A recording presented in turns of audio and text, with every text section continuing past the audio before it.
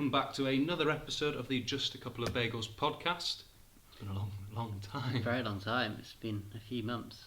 That's been a long time. And you're probably wondering where we've been, what we've been doing, how things are going. Yeah, it's been, it's probably since July, since the last time I think it was July. Yes. It was hot. It was hot the last time we did it, because I remember it was very hot in here where we were recording. Yes, it was. So, now it's cold. Cold, dark. And very wet. But yeah, I say, I don't know, I feel like I haven't done a lot, but I've been busy at the same time. You know, It's just work, isn't it? Just work, yeah. Well, we had the nice period where things were lifted COVID-wise and things got to a sense of normality where people got into a rhythm and just fell back into things, and we were, I'd say, fairly busy with coaching.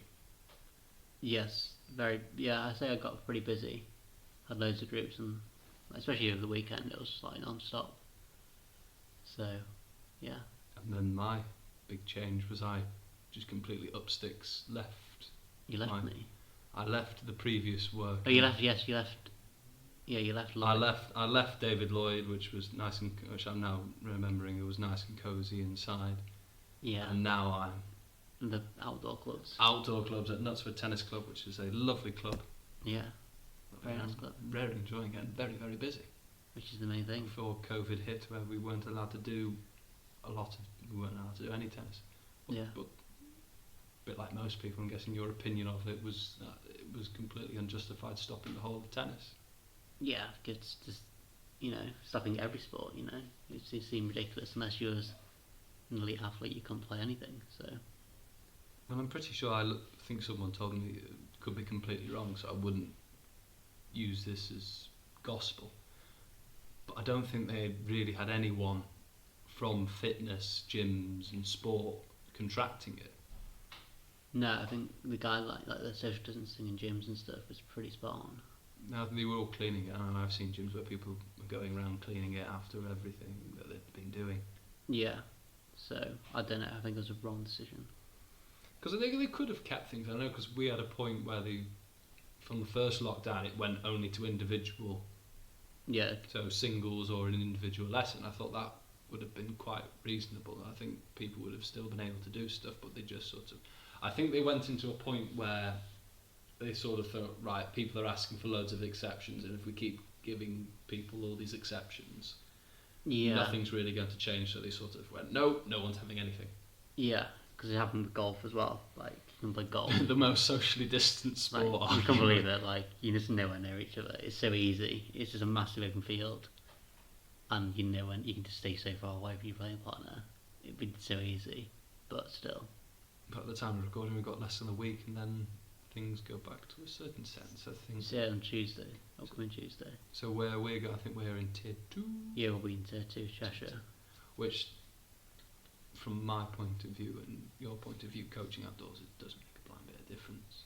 No, even to be fair, I think you can try and stick to the social guidelines. So as much as you want, they kind of end up, falling flat on their face anyway. Well, I think that's the main problem with the British public as well, if they don't like being told what to do. Yeah, it is a big problem. I don't think anyone I'd say the majority of people I speak to now don't particularly care anymore. Just want to get on with things. I think that's the annoying thing. We've had the whole thing of scariness and what have you, but it's like most things, because it's so well publicised and it's just been rammed down your throat on the news, you almost sort of get a little bit used to it and you don't feel that shock. No.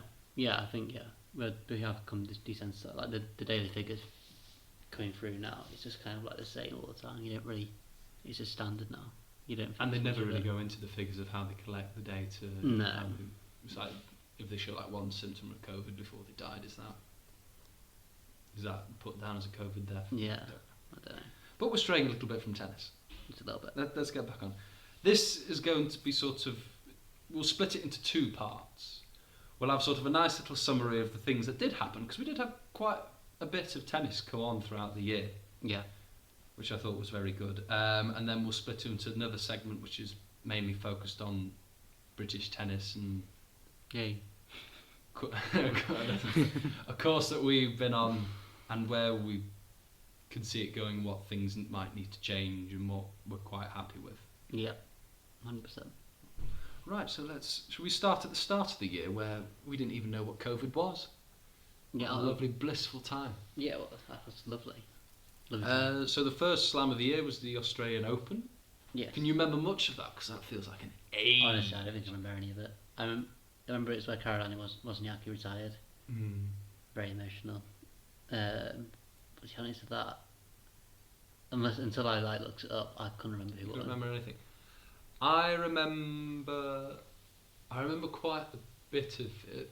Djokovic was the male winner, and this I think sums up the women's game. Sophia Kenin, who's an American player. You've never heard of Sophia Kenin? Well, no, I mean I heard of her because she won the Australian Open, but I mean, typical sort of American player, very vocal on court, quite a lot of attitude, very big hitting. Yeah.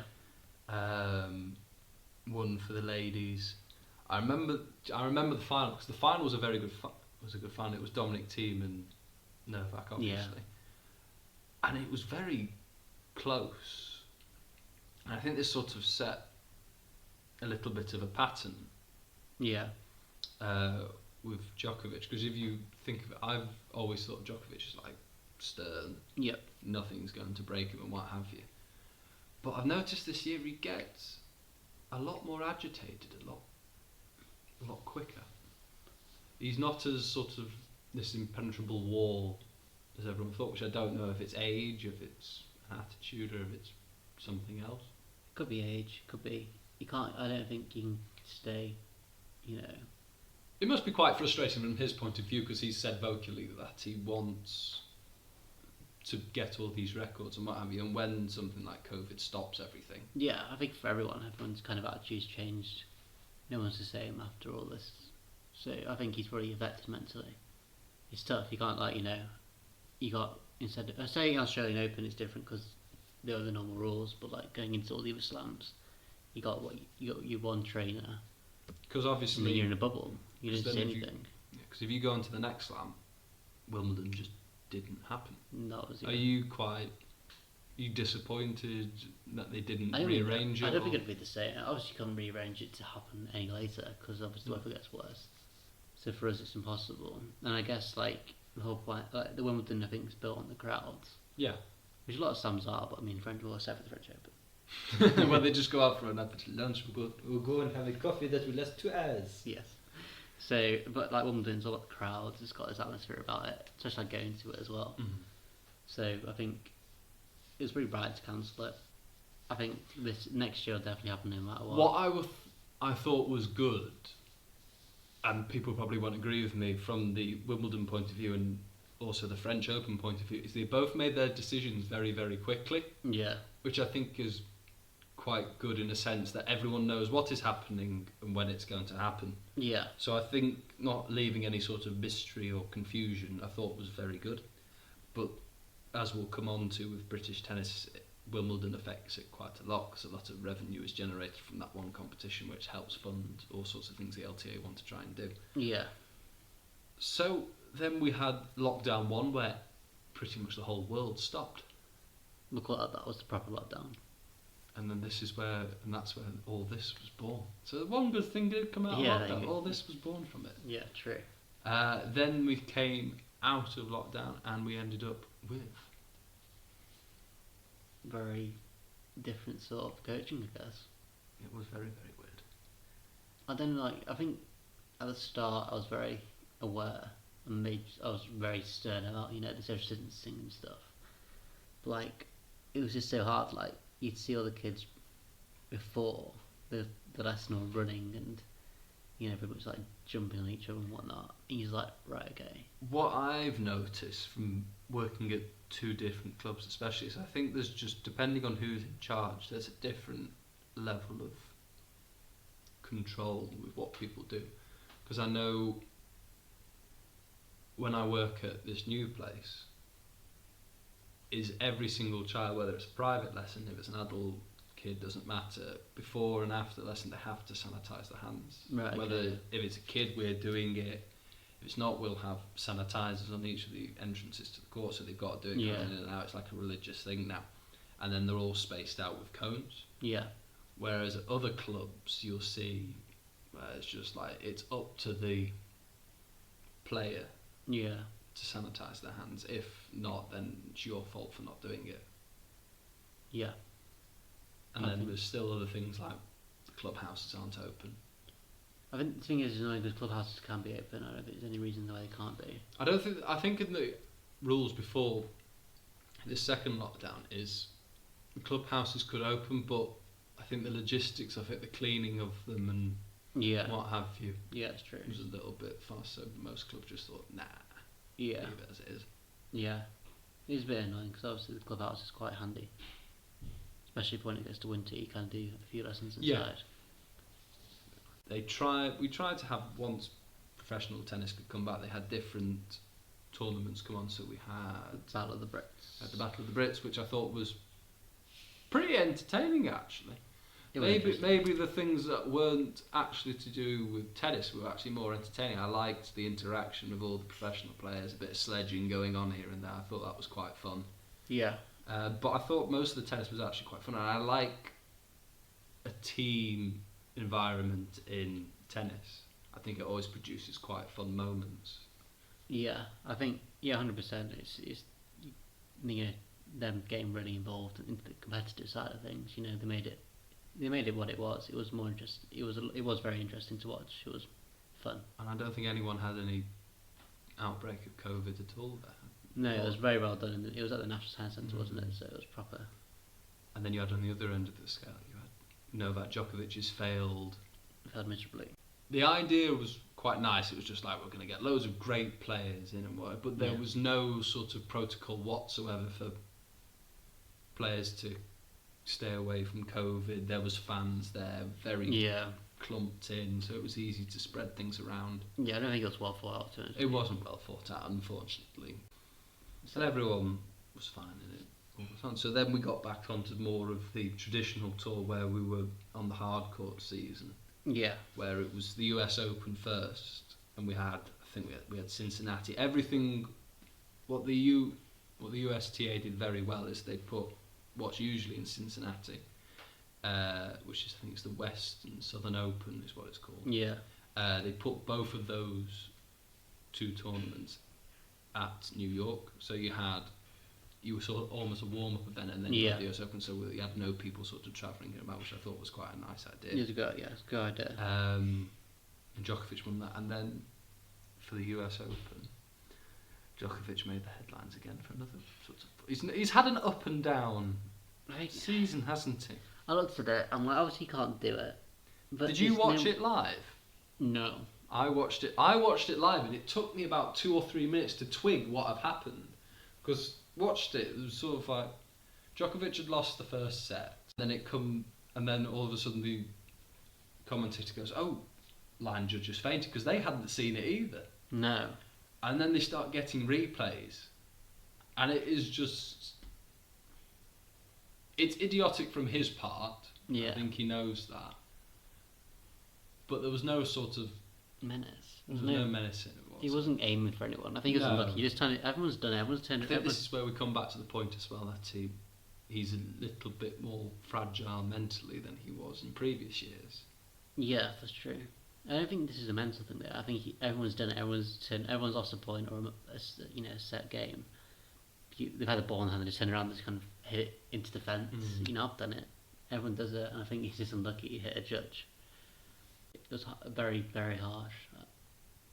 I wouldn't personally, if I was in my situation, I wouldn't have, disqualified him. Because he was the standout favourite for that tournament. There was no Roger and there was no Rafa. Rafa decided not to do it. Yeah, he'd have won it. I think. I don't think I think the final wasn't the great. I know it was a long final. And there was a great comeback, but at the same time, I don't think it was in terms of quality. I think obviously Zverev started off, it was blazing out the blocks, and he stopped playing, and then team came back and who you could arguably say has been the most consistent player this year. Yeah, came back and won it pretty easily. But I think in that situation, Djokovic would have won. But I've been very impressed with Dominic Thiem.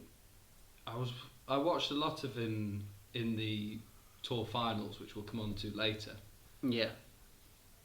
And his serving really impressed me. And it got to the point in that tournament where I just thought, he's got one of the best second serves. And his first serve, even though it's not, I don't think it's one of the biggest serves, I think he just places it very, very well.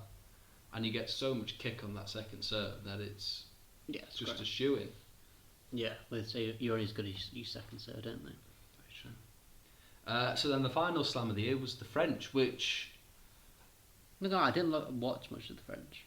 I didn't watch as much as I thought I was going to watch. Yeah, it was very stop-start, which I think was a weather problem. Imagine if they didn't, because this is the first year that they had their roof over Court Philippe Chatrier. Yeah. And imagine if they didn't have the roof. We'd still probably be here and waiting to finish. Yeah, I don't know. I've never been... I love clay. It's my favourite one of my favourite. But watching the French, I never get inspired watching it.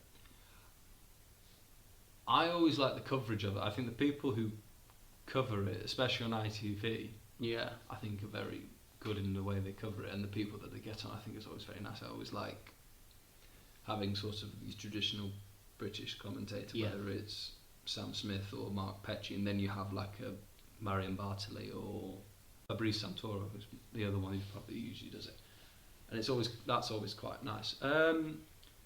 Because this year there was a lot of complaints about, one, the courts being very, very slow. Well, it's clay. And two, the balls were new, and apparently made it even slower. Because they changed from Babolat to Wilson, which I thought was a little bit... A very strange one. It was quite strange. But I think clay's slow. You just got to, no matter what the surface is, it's the same for everyone. It's tennis. I mean, play it. You got to play what's in front of you. It's not like the ball's just bouncing off on right angles. No. It's clay. Clay's known to be slow. So it's just one of those. I mean, I'd prefer it if it was, like, for me, playing, I'd prefer if it was slower. So it depends, like, for Nadal, obviously, it's even greater.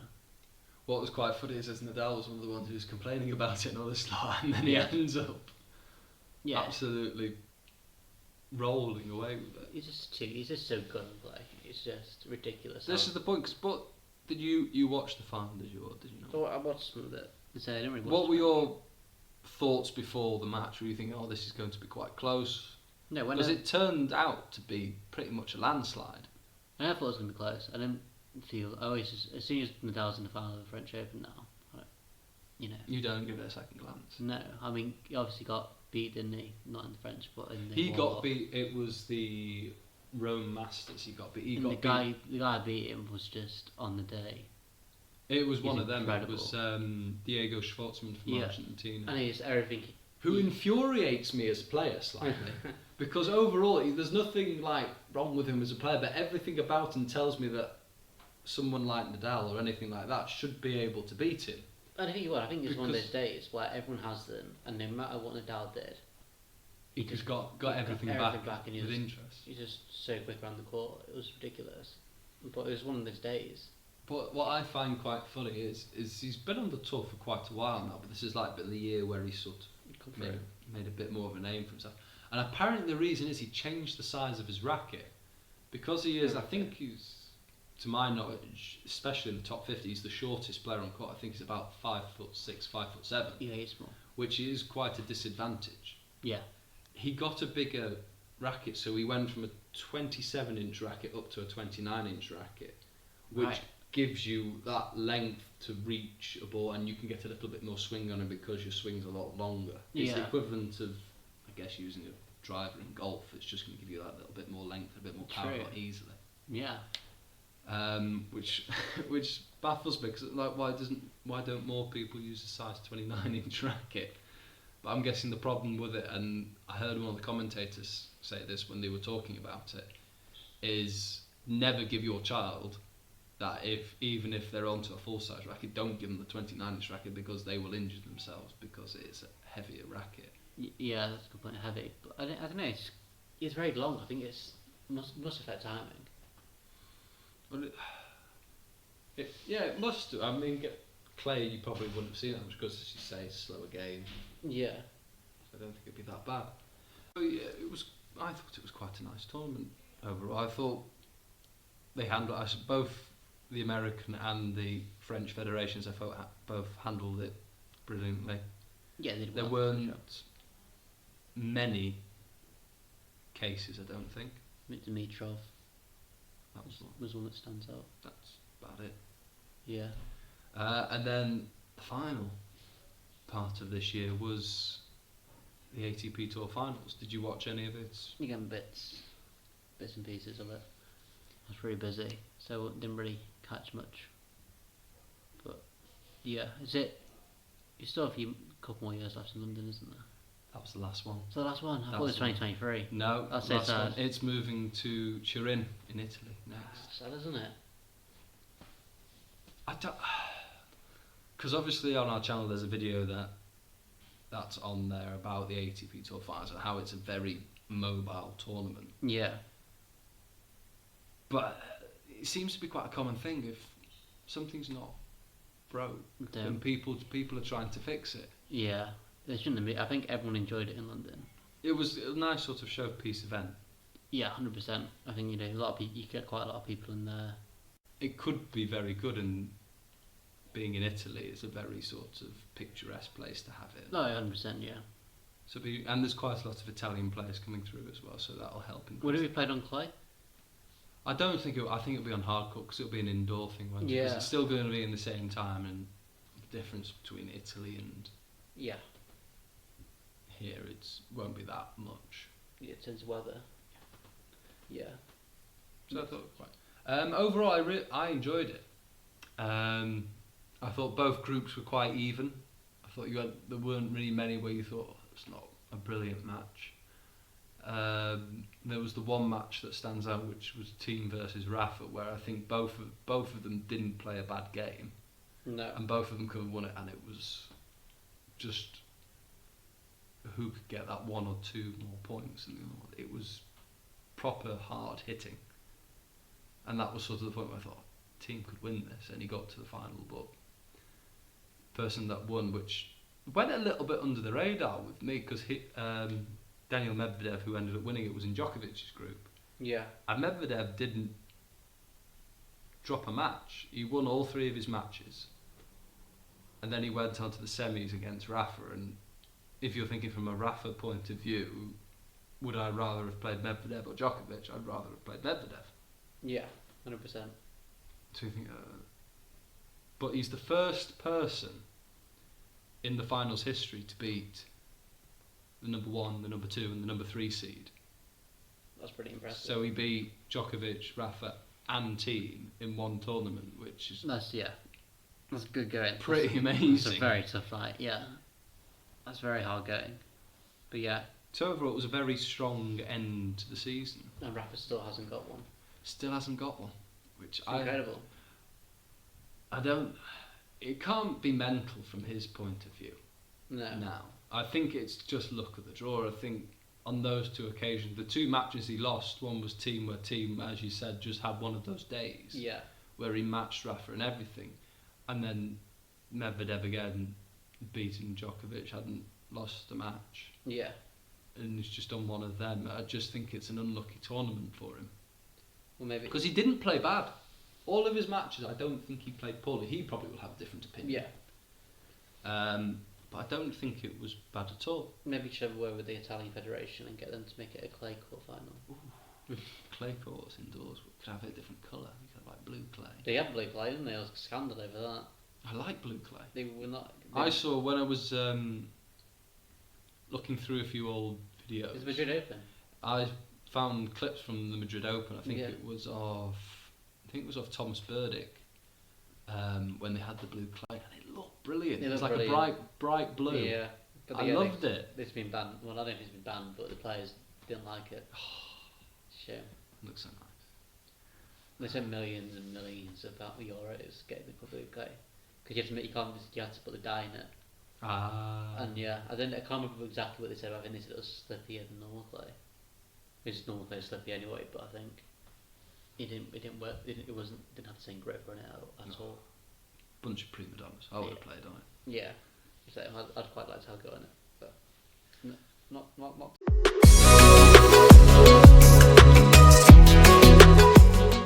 Well, from that end where we had sort of, it wasn't the tradition of the big three of Roger, Rafa and Novak winning things, we can sort of look forward to next year and maybe we can have a few people who might upset the apple cart, as it were. Because we keep talking about when are these next players going to break through and sort of start winning all the slams and not the usual three suspects. But there are quite a few. Would you like to start with the men or the women? Or do you do one and then swap to the other? Because there's quite a few from both. Yeah, I think the only like women's tennis is obviously a lot better than it used to be, but like there's never been, except for Serena, the amount of times it fluctuates anyway. Well, I've had this point when after the French there was a new winner at the French called Iga Swiatek. Yeah. 19 years old, didn't drop a set. I think the closest someone pushed her in a set was, I think it was 7-5, and that was in the final.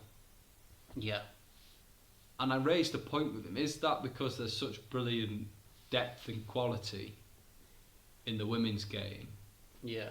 Or is the top part of the women's game just very inconsistent? And unfortunately, he gave me an argument for both. Yeah. Which I think it is a little bit of both, because I think there are some very good up-and-coming young players, Swiatek being one. You've got Coco Gauff, another. Yeah, she's exciting. But I'm going to try and say her name, Bianca Andreescu. I watched her play, and she's quite exciting to watch, I think. I think she could, because she's Canadian, I think. Well, unfortunately, she was injured for a bit of the season. Yeah, as I think last year I watched her play in, I can't remember the cup. It was before the US Open. Mm-hmm. And it was against Eugenie, who's not, funnily enough, another Canadian who was a letdown. And I think she just wiped the floor with her, and I think, it was quite a good, entertaining match to watch. Because she's a former US Open champion, Andreescu. Yeah. She won last year, if memory serves me correctly. So there are these young female players who were showing a level of consistency for a big tournament, and then it's sort of going off again and coming back. And that might be because there's a load of them, and so one just outdoes the other. And because they're young, consistency is quite hard to get. You look in any sport with a young player, the hardest thing to get is consistency. Yeah. But there's a lot of people. Sophia Kinnan, who we talked about, who won the Australian Open this year, is another one who I think could there's a lot of potential for people, especially on the women's side, to come through, but it's hard to predict, I think. It's not. My little left field shout is a Greek player called Maria Sakkari, who is coached, and it's quite a very interesting story, by an English guy called Tom Hill. Okay. And the way he got into coaching, didn't have any coaching background. He was doing college tennis in America, and ends up hitting with a pro female player, just hitting, and then the pro player going up and going, "Oh, quite like you. Do you want to be my coach for a bit?" And that's how it happened. It wasn't going down a route of just getting levels and stuff. It's just someone simply, I quite like working with this person. I'm going to work with them more. Right place, right time. Yeah. So that's quite interesting. I think she got to it was either the quarters or the semis of the French this year. Yeah. So I think there could be quite something in her. And then you could see on the men's side of Greek tennis, Tsitsipas, which I think there's definitely a dispute of how to say his name. Like most people on this list, this is one thing we were talking about before we started recording. They don't have some hard names to pronounce. Yeah, very much. I had to look at it twice at how to spell it.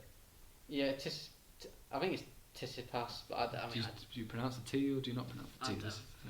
I don't know. Commentators don't help. No, they don't, because they both say different things. Yeah, so. But he's one that I really like. He comes off this bandwagon of players, Patrick Mouratoglou, who Serena Williams' coaches. Yeah. And his fingers in many pies, as the phrase goes, because he's got Tsitsipas. I know Andreescu's been training there as well. Coco Gauff is another one. His first one was Marcus Baghdatis. That's the big name from the past for people listening. And he's been very consistent so far this year. He's sort of been there or thereabouts. Yeah. But I think it's just that little bit extra going through it. The other one that we mentioned was Daniil Medvedev, who has been to a final of a Grand Slam. He was at the final of the US Open from last year, where he lost to Rafa in 5 sets. He's obviously won the tour finals this year. Yeah. I think he's won a few other tournaments this year. So I think he's ranked number 4 now. It's either 4 or 5. Yes, definitely. So prime position to be getting. He would probably be my pick from outside to win a slam. Whether it's, I don't think it'll be the French, because that's not his game. He's a very tall, quite a good mover though on court, which I'm quite pleased about. So I think he'll be more used to being in the Australian Open, possibly the US. Yeah, one of those two. But then the two little ones that I thought which could be a little bit more build up their profile is 2 players. One is Norwegian, that's Casper Ruud, and an Italian called Yannick Sinner. Sinner is a very good mover. I watched a few of his matches, and then I watched a few sort of highlight reels of him. And the thing that I'd say about him is there isn't a difference between his forehand and his backhand, which you could take as a positive, because they both don't look one better than the other. They both look equal, which shows him quite comfortable, and he's very, very fast on court. Yeah, he's just a very agile player, which works very well, so he's very solid at the back.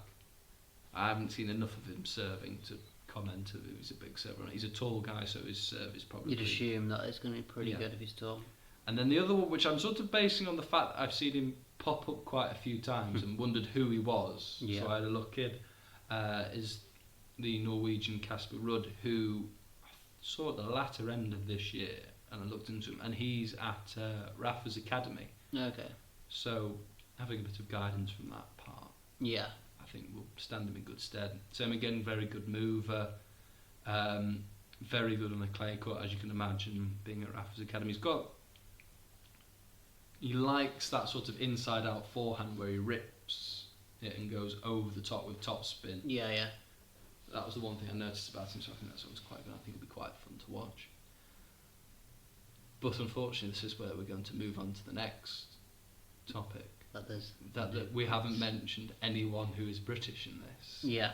And it was in the French Open, because unfortunately the Brits had a bit of a disastrous showing. Just a little bit. Just a time. Fine, they had an absolute calamity, because I don't think anyone made it outside of the 3rd round. No. From the singles point. And I think for the women's point, all the women were not top in the first. Which is a disaster. Because unfortunately you've got Mr. Murray, he has said that he is feeling fit for next year. Murray's not going to win another slam in I singles. don't think he'll win a slam, but he'll push to go past the 3rd round in slams. Hopefully, we can only hope, but it's not. Just the thing, you're right.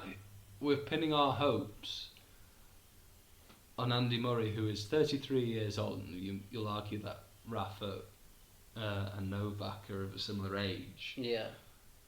But he literally has a metal hip. Yeah.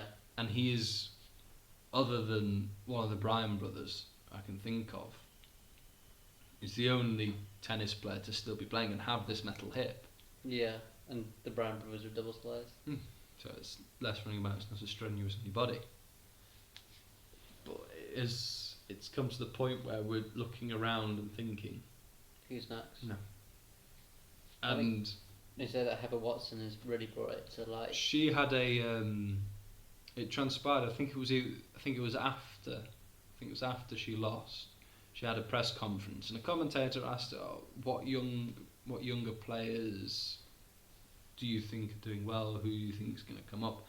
And I think there are a few, but no one who's doing like what Yannick Sinner does, who's won the next gen finals. Yeah.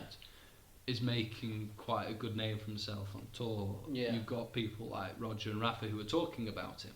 There's no one like that. And Heather's, to quote her, said, "What younger players? I don't have anyone to talk about. For me, as far as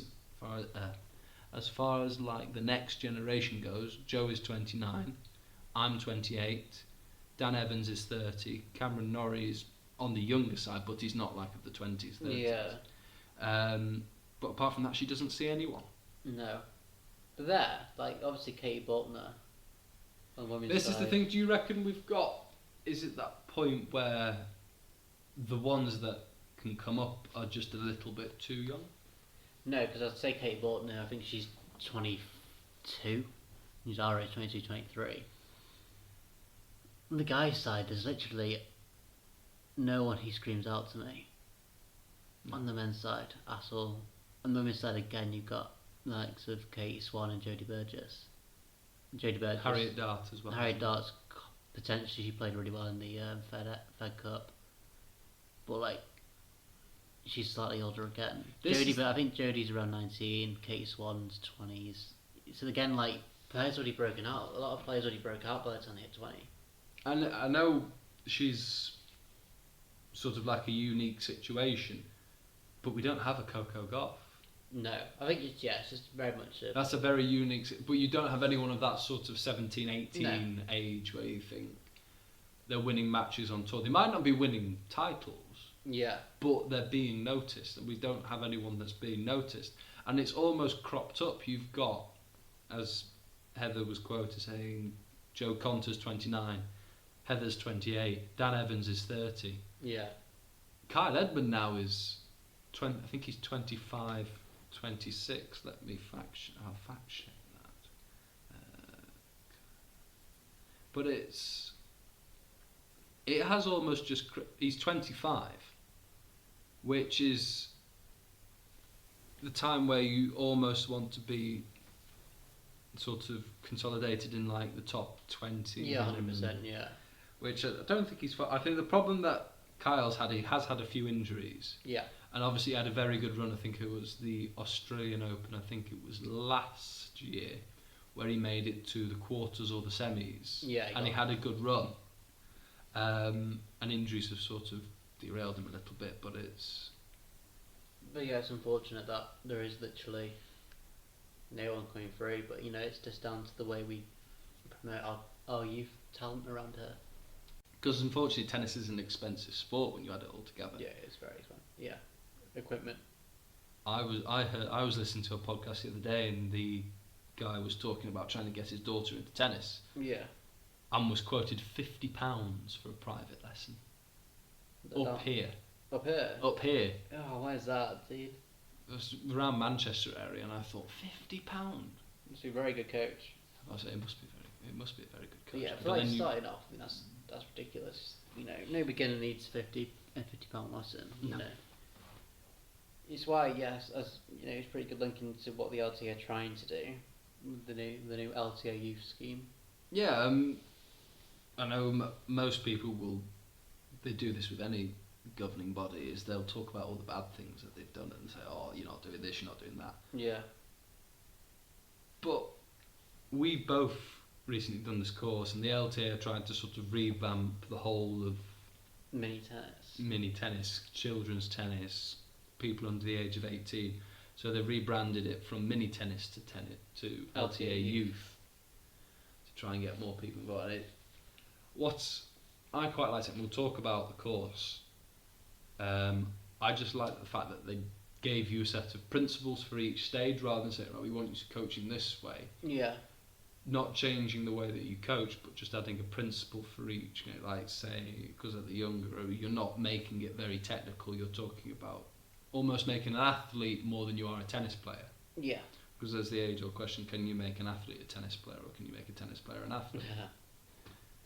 It's very philosophical. It's very philosophical. Could do a whole podcast. Ooh. Answering that question. I still don't think we've been none the wiser with which one to go with. No. I think it completely depends on the way the person's been experienced. Yeah. But yeah, like, so, you know, from the course, you know, the ideas are good. You know, I think a lot of coaches are just going to take bits of it. And I think that's really what they want, though. They're not like trying to reinvent the wheel, which I know a lot of coaches were scared about before the course, thinking, oh, here we go again, they're going to give us the magic formula of how to turn all these players into...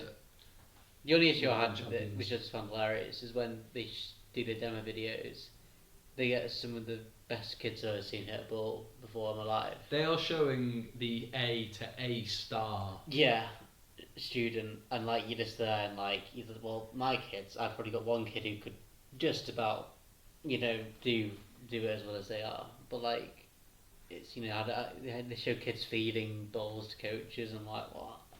I don't think so. No. Not at the age of 5. They're more interested in what's the contents of their nose. Yeah. Than what's. The thing that's I think the RTA have noticed is, unfortunately, a lot they've realised that kids are obviously very now addicted to gaming. They're like iPads and stuff, so they don't have fundamentals anymore. No. They can't catch, can't throw, and I've always said if you can't catch, you can't throw, you can't play tennis. No. It's hand-eye coordination. Because tennis at the end of the day, it's a receiving game. Yeah. So if you cannot throw a ball to somebody and expect them to throw it back and you catch it, you're not showing any receiving skills whatsoever. And I've talked about this with other coaches, saying we are literally teaching children how to be capable of doing physical activity. Yeah. It's not about teaching them how to hit a forehand with a bit of topspin and the same thing on the backhand. Yeah. We're literally teaching them how to function properly in the outside world and be practical. And obviously it comes down to what PE teachers doing in school. I think I'll slightly defend PE teachers in the fact that they'll have them maximum twice a week. Yeah, that's true. Just getting down. And you'll know for anything that if they're just doing it twice a week, there's going to be about 30 of them minimum. Yeah. If we're talking about high school. And they'll just be lost and they'll probably end up mucking about anyway in it and they won't do it properly anyway. No. Because unfortunately the PE teacher will probably be good at some sports. Yeah. But tennis isn't usually one of them. No, very rarely. Very rarely. And I know they are trying to encourage teachers to take a course where they can learn what the LTA want them to learn so they can deliver tennis, and I know they get like a little incentive. They get like £250 worth of vouchers which they can either spend on the coach or they can get some equipment, which is quite nice. Yeah, and again it also comes down to parents not teaching their kids how to, I think every parent should teach a kid basic fundamentals of sport. Well, it's just being active, but then unfortunately if you've got parents who aren't very active, you don't get it. You won't get it a lot. I think it's quite hard as well, especially if you're an only child as well. If you're just stuck on your Todd at home and mum and dad are working, or one's working from home, the other one's out in the office or wherever, you're not exposed to that. Where I know I was definitely quite lucky because I had a brother and a sister who both played tennis. Yeah. I had loads of mates around who did sports and stuff near where I live, so you weren't shut inside. Yeah. But then again, we both I think we were sort of almost the last generation of we go out, we play outside until the sun goes down and come back. Yeah, we got probably just about got the caught the end of that. But yeah, there's a lack of ability now in kids, any like natural ability. You get 2 or 3 where they just click and pick everything up. You think, oh, this person is so nice to teach. Yeah. And I'm very fortunate. I've got a few of them that are just like that. They'll listen and they'll do this. They're very. Yeah. They know what to do and they find things a little bit easier to pick up because they're athletically and more in tuned. Yeah, but they're more rare now. I don't think this is the same competitive level to become better anymore from kids. No. Like I was competitive as a child to become better, but I don't think it's instilled. I think the schools are now about it's taking part of the counts, which takes away the competitive edge of a child, so they don't care as much. Because at the end of the day, I know this. Kids are naturally competitive. They want to win. They like to win. And I think what they've done very well with the LTA is, I know that they've changed the name of the competition, but what used to be called the Team Challenges, I think is an excellent way for kids to get into playing competitive tennis, because it's coming back, it's that team element. So even if you say lose all your matches but your team ends up winning it, it makes it a little bit sweeter. True. They are fun events too. I've done a couple and they are, they do encourage kids to play, and they're not as stressful as a normal LTA tournament, where you are on your own. Yeah. It's a scary environment out there. You just kind of gotta, you turn up to an event and it's you against all these kids you'd never seen before, and it's quite intimidating. But you know, it's one thing you'll just have to learn. Unfortunately, kids have to learn to lose. Yeah. But then it's the way you put that spin on it, because it's almost seen now, as we see it in everything now across media and all this, it's this sort of, they call it cancel culture. Yeah. Where if you do one thing wrong, you will never be seen again. Yeah. I think kids, it's now filtering down to kids now when they're learning. If they get something wrong, it's the end of the world. Yeah. You cannot fail at anything. You have to succeed at everything. Yeah. And it's not true. No, it's not a good thing for kids to learn. You know, you got to learn from your losses and move forward. You know, look back on your losses and think, why did I go wrong in that match, and make sure you don't do it again. It's like anything in life. It's like people, loads of people who are driving on the road, I guarantee probably 80% of them either failed their practical or their theory at one point. I didn't. Neither did I. Totally So we're in that 20%. But anything, loads of things that people have failed at. Secondly, when you coach as well, like you do a drill and coaching, and it goes awful. Oh, it's terrible. You think, why did I try this? And then you never do it again, but you've learned from it. You know how to do it better. So you know, it's one of those. Everyone's having bad coaching sessions, or you just beg for it to end because it's gone so drastically wrong.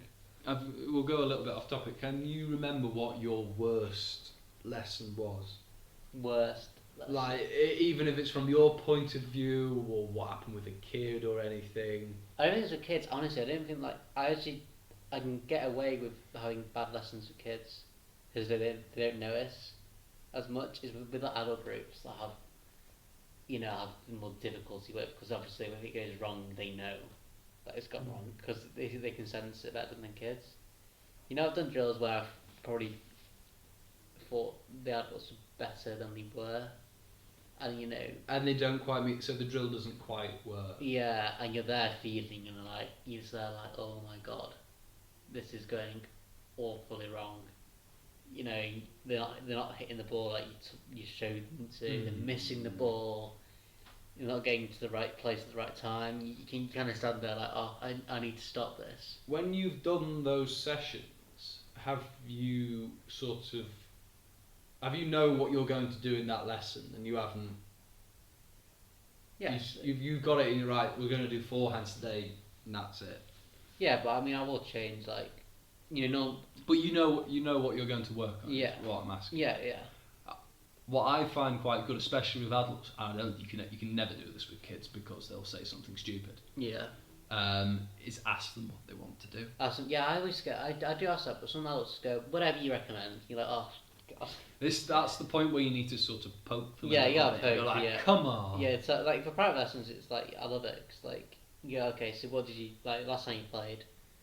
What didn't go well? What didn't go well? Oh, I kept missing the backhand. Backhands it is. There you get that. It's easy. It makes your life so much easier. Yeah, but like for group sessions, it's hard because you ask that for like 8 adults.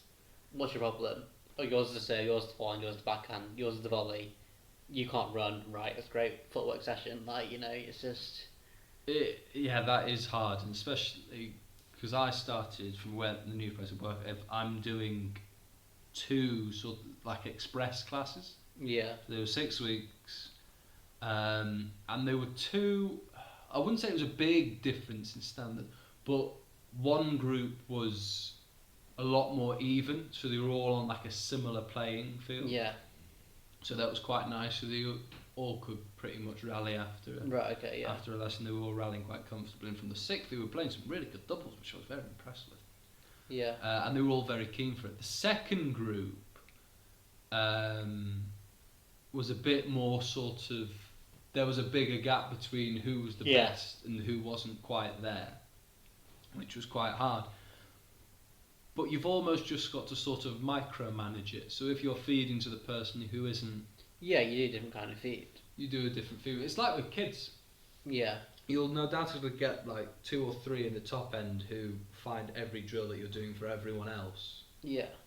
Easy peasy. Oh yeah, 100%. It's managing it. I feel like with adults, they expect to be able to. They expect a lot of themselves. They expect to come down to a session and just be able to rally, and then you start. If I ever get an adult group, the first thing I do, I just put them into service boxes and just see what happens. I'll just stand, I'll have a look for 5 minutes and just see if they work it out or not. I think it's high judgeability because sometimes the adults they'll figure it out and go, they'll figure out they're hitting the ball far too hard and they'll mess around with it. And they're the adults who you can tell they've played sport before because they're figuring it out. Other adults, on the other hand, will carry on hitting it the exact same pace and just there like. It amazes me how you can have a fully grown adult put a tennis racket in the hand and say, right, go on, try and have a rally. Yeah. How they can almost regress. Yeah. And lose complete control of all their limbs. Yeah. They get rigid and they don't understand what's happening, and it's. That's why it's hard to retain adults. It's easy to retain the ones who are already sporty because it's challenging them. I think it's different from kids and adults. Kids, if they're enjoying it, which is what I quite like with LTA Youth now, it's structured, it shows lots of high fives, it's all very sort of micro task orientated. Yeah. It's not like very technical until they get up to, I think it was mini orange off the board. So they're not going to be put off from it if it's fun, and this is what I've learned. If it looks fun, the kids are having fun, the parent can see it's fun, the parent's going to pay again because the kid's enjoying it. Yeah. That's the main thing. That's easy to retain the kids with that. If they're enjoying it and they're buying into it, it's easy. With adults, you've almost got to offer a bit more. So you offer the coaching, you think, this is good coaching. But then they'll be like, they should get to a standard if they have enough coaching. Yeah. And if they're playing outside, they say, right, I want to meet more people, I want to play a bit more. That's where you've got to offer them like social tennis or a club night or something, and then if they're enjoying that even more and they're getting better, then maybe a team. Yeah. And work from there. It's hard to sell to adults because I think the adults expect a little bit more. Yeah, 100%. I think they go with the expectation that they're going to become great tennis players on a 6-week course, which is just unrealistic. Yeah, I had a little recap with the head coach at where I'm working now, where we're sort of going through, and we both came to the conclusion that for a follow-up course, it's basically the same course, but maybe just push them a little bit more. Yeah. Because tennis, if you go and look at pro players practicing, it's repetition of very slight things, very basic things. Yeah, 100%. I think that's what most adults they think, I'm going to get all this technical coaching, you can do all this sort of thing. Yeah. It's practicing the basics over and over and over and over and over again. And that's why I think there's a big drop off in adults, probably new adult beginners, because I don't think they have a lot of patience to having to go through the basics to then progress onto the more advanced stuff. With juniors it's easy. They've been doing it all their life. So when they become an adult, it's already embedded in them. It's just one of those, it's just difficult, I think unfortunately when you get to the age of most adults who start tennis beginners tend to be like 40 plus, and they've got a lot of work ahead of them. Because tennis is not like a sport where there's anything natural going on. I know it sounds like coordination, but you never serve in real life, you don't do anything. No, tennis is a sport that, if broken down correctly, it's a lot easier to understand. Yeah, I guess I think it's probably a little bit like learning a language. You never go from lesson 1 like, I'm going to speak fluent French at the end of this. You'll learn words, then you might learn sentence. It's brilliant. Little thing that I watched at the start of this lockdown. There is a series on Netflix called, I think it's The Playbook.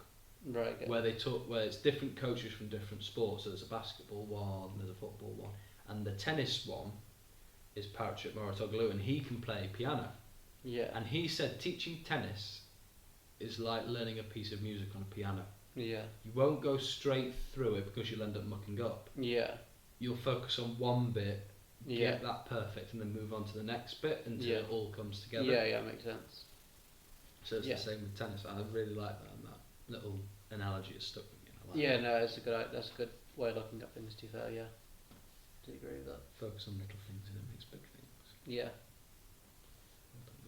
Well, I think that was probably the best segue off we've ever had, where we've just gone off to a completely different. Yeah, I didn't know where we were. Where were we? That was very good. We were talking about the state of tennis, and we sort of went very negative, very hardly, talking about how there's no one we can see cracking the top 50 or top 100 anytime soon. Talked about the positive of it with the LTA youth, and I think the one thing we can take away from that is the fact that LTA youth sort of covers for the masses. Yes. So hopefully, if it works, we'll get loads more people playing tennis and staying in tennis. Yeah.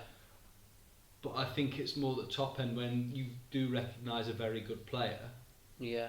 I think that's where it starts maybe to go a little bit wrong. I don't think we were as harsh as I felt we were going to be. No, I think this LTA. I think this LTA youth movement had come in and have been a little harsher, but it's given me some sort of hope. The LTA actually want to do something. It can get better, and we hope it gets better. It can't get any worse. There it is. There we go. That was the bit I was waiting. Yeah. For. That was the bit I was waiting for. No, I'm sure we'll find a way. Some person will just come out of nowhere. Yeah, I'm sure we'll get another Tim Hammond. I wouldn't knock Tim Hammond. The one bit of credit I will give Tim Hammond is he maximised his playing potential. Yeah, his top four is obviously very, very, very, very respectable. It's just the lack of. It's not Andy. It's the lack of Wimbledon. It's unfortunate. Or just a lack of a slam. Yeah, but it is what it is.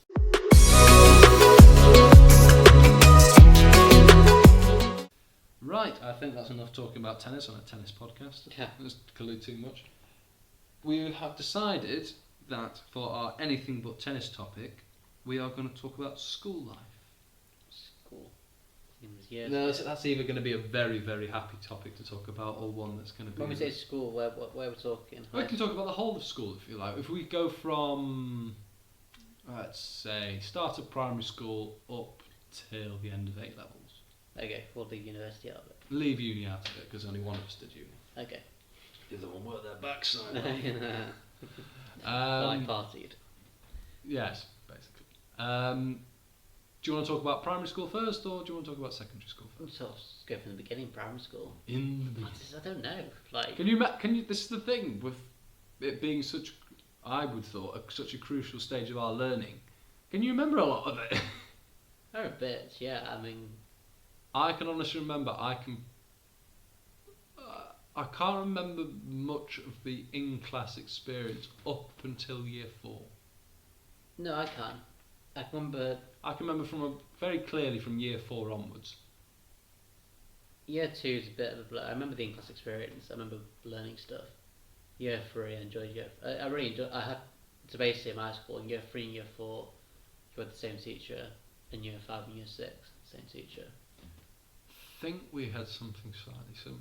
I know I definitely stayed with one teacher for 2 years in a row, but I don't think it was like a set thing. Yeah. I think it was just the other thing with my school is where it was from a slightly different. So basically, while you guys were getting ready for SATs, we were getting ready for entrance exams. Ah. So year 5 was probably the hardest year for me. It was year 5 is the hardest year in our school that I went to, because year 6 is when you do your entrance exams. The whole year 5 is basically getting you ready. You see, I can't remember anything from my SATs. I remember sitting in a classroom doing one, but I can't remember what it was. So basically, yeah, I didn't do SATs. I did my entrance exams, and then you do your 11 pluses. So we didn't do SATs. So when people say, "Oh, did you enjoy your SATs?" I was like, Didn't do. We had 11 pluses, which apparently are harder. I heard, but I mean, it doesn't really matter. So yeah, at the end, year 5, really difficult year. Just in terms of it was just very heavy on exams, getting you ready for the entrance exams. Because yeah, weird days. I had my Cheadle Hume entrance exam was on my birthday. Ooh, which is disgusting. That's horrible. Yeah, so I was doing like all these exams, and it's a whole full day of exams. Ofsted should have marked them down. Yeah. So basically, the way entrance exams work, you have standard maths and English exams. You then have verbal and non-verbal reasoning. I don't know if you ever did that. No. So basically, in verbal reasoning, you get puzzles. So you'll get a paper and have puzzles on it, and you got to work out patterns. Did you have to see if you could cut paper straight? No, really, honestly, like some. Don't remember because I hated it. Like you get patterns, and you got to work out the patterns and then put it all together. And then non-verbal reads. So that was verbal. No, so non-verbal. That was non-verbal reasoning. Was patterns. Verbal reasoning was patterns with words. And you had to work out the words. So you could argue that sort of seeing which way that you almost learn whether you like doing. If you're verbal. If you're verbal. But you got tested in both. You got marked in them as well. And then I think to get an English language exam, and then you had like comprehension as well. So it was more literature. I hate comprehensions. But yeah, and then that was a full day. Ooh. And it wasn't fun. But you know, that was my primary school. That's what I really remember from primary school. Was pretty much year 5, year 6. The main things that I remember is one might the residential trips. Yeah, the residential trips. They were brilliant. Yeah. And I don't know if you had it. We had end of primary school play. We did. Yeah, we had the all time. We had it. It's called the all time musical. Was my last one at primary school. Basically, my primary school, what everyone looked forward to. So basically, once you hit year 5, is when all the good trips happened. So we had the South Coast trip. So year 5 and year 6 go down to the South Coast, and you get to like, all these places for the week. So, I think we should mention first of all that the primary school that you went to was probably a little bit better than mine. Yeah, probably. Where did you go? I went to Mottram, St Andrew. See, that sounds very posh. It's not though. It's in a posh area, but it's not. It was a very, very small school that didn't really have a lot of funding, if I'm honest. Fair enough. Yes. And to be fair, the annoying thing about it is it got better when I left. They somehow got loads of fun. They got loads of funding and they made it bigger. That's gutting. Yeah. But yeah, so so I was quite lucky in my primary school. But yeah, we got South Coast trips were great. And then we had camp. We went to camp in the Lake District, and then in year 6 you get the French trip. Oh. So you get the ferry over to Normandy, and we'd look at like the D-Day landing beaches and stuff that stuff. Very fun. Well, to be fair, I don't think they went any more than an hour and a half away. So. I think it felt longer, but then again, every long journey that's over an hour as a kid feels twice as long. Yeah, that's true. But I want to hear more about your play. So it was a musical, I gather. Yeah, but it was like it wasn't a musical. No, actually, there was dancing and stuff and there was music, but it wasn't a musical. Really random. So it was basically based on. It wasn't a. I think our music teacher made it basically, but it took everything from. It was called the All Time Musical because it was about olden days with Charlie Chaplin stuff in it. You know, corny little like dancing numbers and magicians and it was like that, and it was just put on this show. It was a bit random.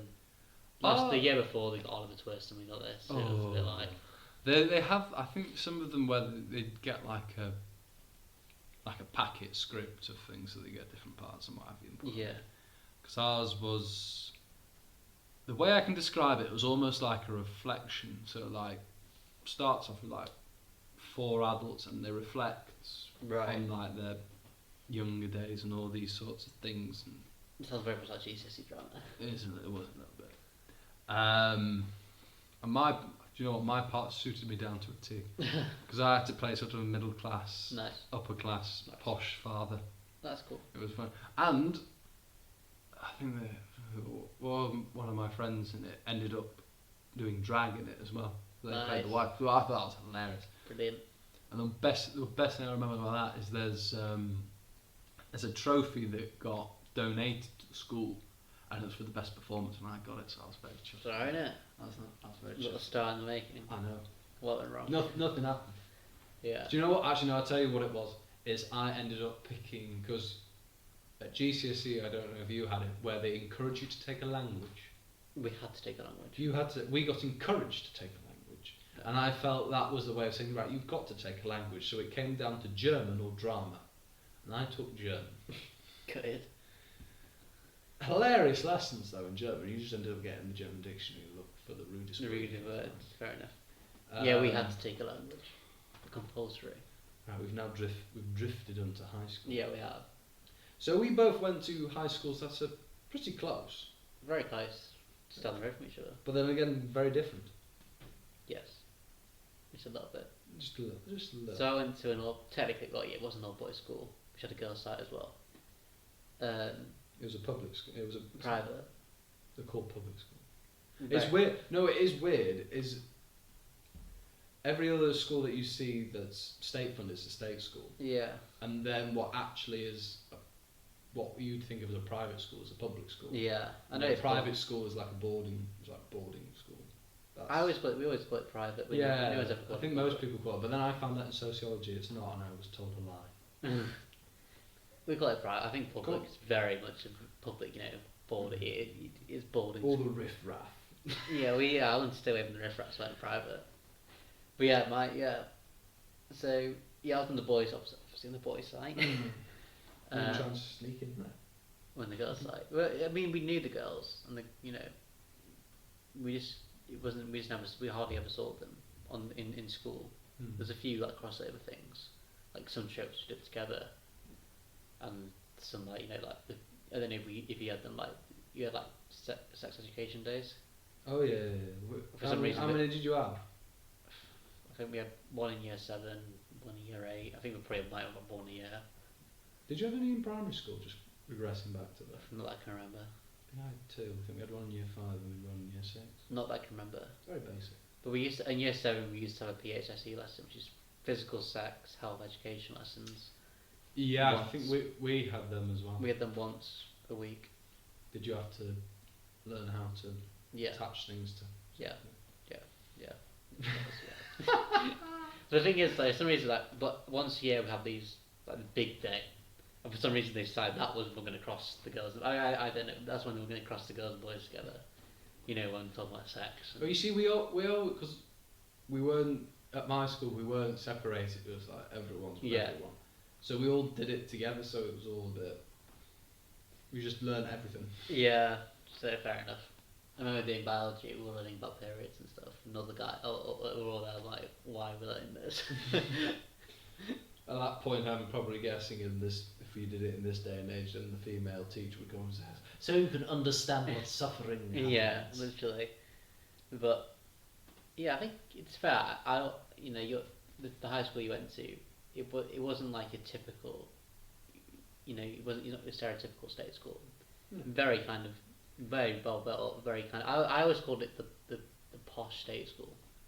Because it is. So we'll name drop them both. So you went to King's in Macclesfield, and I went to Fallabroom High School, which then became Fallabroom Academy. Yeah. And it was very much that the higher end of the head teacher or principal, whatever you want to call it, and then the vice principals and whatever you want to call them there, were very driven at getting results. Yeah. And it was a very results-based school, so it's very dependent on what Ofsted put, and they always aim to get outstanding in everything and all this sort of thing.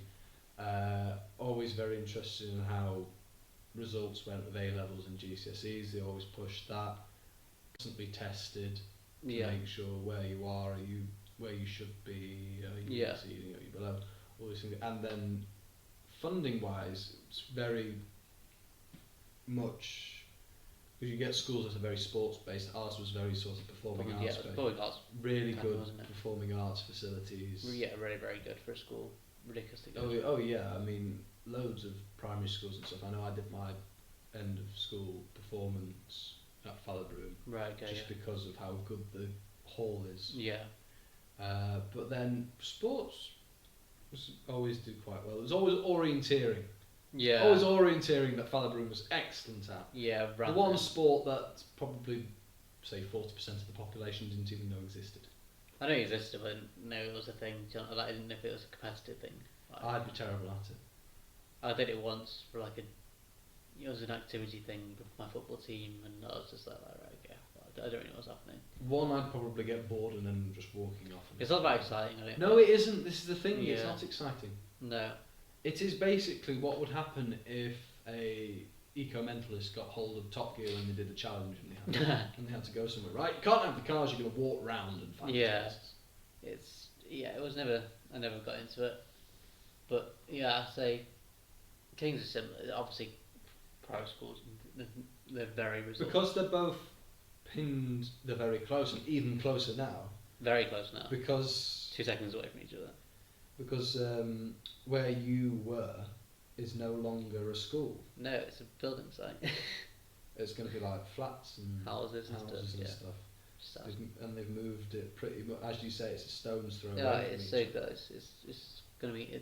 I actually, to be fair, I never go that way anymore. But no, luckily, pretty much it was ready. Yeah. As soon as I changed jobs, and I could go a different way to work. Yeah, that's alright. Which was fine by me. Yeah, I mean the new school, it looks incredible. It's a state of the art. Well, you're now getting what you pay the money for. Is it what yeah, we always say that that's what our funding went. That's what our tuition fees went to. Kings has quite a few sites. We had Cumberland Street, which is the boys' site. Fence Avenue, which is the girls' site, and then we had Derby Fields, which is where the new school is. Yes. And so we already had all this land. You had to buy them. I know you had to. We had to buy more, but it was right next to Derby Fields, so I think it was an easy buy because we already said, well, that's our land anyway. And Derby Fields is massive. I don't even be on Derby Fields. You've been on it. Oh yeah, it is massive. It's where where all our sports matches were played. There were cricket pitches, rugby pitches. Well, I remember playing on the cricket pitch because when I did cricket, I remember playing on it quite a few times. Yeah, and then it gets hired out for football stuff. So it's massive. Now it's even bigger with this new school, which has a swimming pool in it, and 2 full-size hockey pitches, rugby pitches. It looks, and this is probably a very nice positive, but it looks like a university. I think it's based in the American campus. I think that's what they've gone for. Oh, that's the look I see. I can see it. It's very much a campus. It's not a school as such. It's very much campus-like. It looks cool. It looks amazing. A bit jealous. And then this is the point where our paths meet. Paths crossed. Sixth form. I left Kings. We were the first into because they had a new sixth form building in Fallabru, and then we both ended up going there. I was glad that we both were in the first ones to go there because I think it's very trash now. I think it is trash now. I think I've been back in once, and it was not the same. It's been ruined. What was your experience of sixth form? Because I know people they either liked it or they didn't. I don't think there's an in between. I liked it. You liked it. I'm not a very stressful person, so I didn't really care. I just kind of got on with it. I liked the new. I think for me, it was all a new experience. I was meeting new people. It was a new kind of school. I was kind of distracted by all that. I probably wouldn't have done the subjects I did if we could go back. I'd have changed seven people. Probably changed them. I probably would have changed 1 or 2 of them. Yeah, but yeah, I had fun. Wear a suit every day. I'm a grown up. I wear a suit to school. Yeah, it was different. You're top of the ranks, aren't you? When you're well, you kept away from half the school. I think that's the whole point of the sixth form. Oh yeah, I saw the old sixth form centre. It was awful. Oh, I know a few people who are in that, and I felt very sorry for them. This is not a sixth form centre. It was just horrendous. No, it's literally just a room. Yeah, and a very small room at that. So yeah, we're lucky that we got this new sixth form centre with our own cafe. Which year did you prefer? Because I know quite 13. First. See, I like the second year. Yeah, 13. Yeah. Why? Because I think I was nearly done. Because it is. I don't think people realise. It was quite a big difference, especially from the subjects I chose going from GCSEs to A levels. Because it was like a difference of what was expected. Yeah. And it took me that sort of year 12 to sort of get used to it all, and then year 13 I thought, right, I got this. And you could see it because I know the A-level system's changed, but we had 2 1-year courses. AS and A2. Yeah, and I could see the difference between what I got in the second year compared with the first year. Yeah, you are more equipped and ready for year 13. Which might suggest that a little bit more preparation might be needed for people in the future, but that's a whole. The jump from GCSE to A-level was ridiculous. Oh, it was massive. You've got the thing is the independence you get in year 12 as well. Oh yeah, your relationship with teachers change. Yeah, it's different. I think it was different for me because obviously I had all my teachers from new because I went to new school. I don't know what it was like for you guys who had the same teachers from GCSE. You were literally treated like a child. Oh yeah. And then you get to A-level and it's like the treatment's completely different. Like I felt a lot more independent. The teachers. Yeah, you all, instead of the teacher sort of giving you everything. Yeah. You've almost got to go to the teacher and say, right, teach me this. Yeah, 100%. It's so different. Which is quite hard, I'm guessing, for people who are very introverted and just sort of sit in class and would watch. Yeah. It must have been quite hard. Yeah, it's different learning, isn't it? I think because I did psychology as well, our school didn't do like psychology GCSE, so the teachers who did A level, who did psychology, only ever did A level. So they didn't never have that sort of teaching you at a young age. They had that Fallabroom that wasn't. It's not an option for Yeah. either psychology or sociology. So, Yeah. Because I did art A level and art GCSE. Yeah. And I did design GCSE and A level, and there was a difference. Yeah. With the design part, you're expected to go into more detail with things. Yeah. And produce pretty much twice, maybe 3 times as much work. Yeah. And then art was hard to get my head round, because in GCSE it's literally about quantity. How much of this can you produce and all this sort of thing. But then soon to A level, when you're so used to the GCSE method of loads of stuff you're producing, it's the quality. Yeah. So you almost spend the exact same amount of time but on fewer things. Yeah, makes sense. And that took me a year to get my head round and start doing all that sort of thing. Plus, I didn't like the fact that teachers always told me, try this. It's like, try finger painting. No, I like doing this. But, but it would look good if you did, but no, it won't look good because I'll do a terrible job when I can do a very good job at this. Yeah, everyone has specialities. It's the one thing that annoyed me most about art teachers, where they try and branch you out and say, why don't you try collage? Yeah. Why don't you try just turning your head and just go? Yeah, go into it, Why you mind going business? Now that you've experienced... So you got asked a $1 million question, aren't you? Listen, now that you've experienced education life and work life... Yeah, right, okay. That's a better question, I thought, wasn't it? You can ask me You can ask me that question you were thinking of. I don't know, you can answer that question. Which do you prefer out of school life and work life? We haven't talked about university, which is hard, because I loved university. Well, that's just because it was one big party. It was one big party. That's the thing. It's not... You're paying $9,000 a year to just have a party. That's why we're not covering it.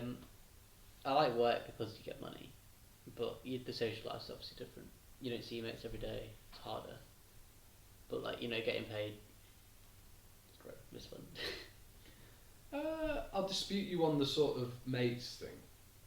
Because when I was working at David Lloyd, because there was about 11 coaches, and I'd say there's probably about 4 or 5 that I got on with really well. Yeah. It almost did become like a mate sort of thing. Yeah. So you'd see the same people and all that sort of thing.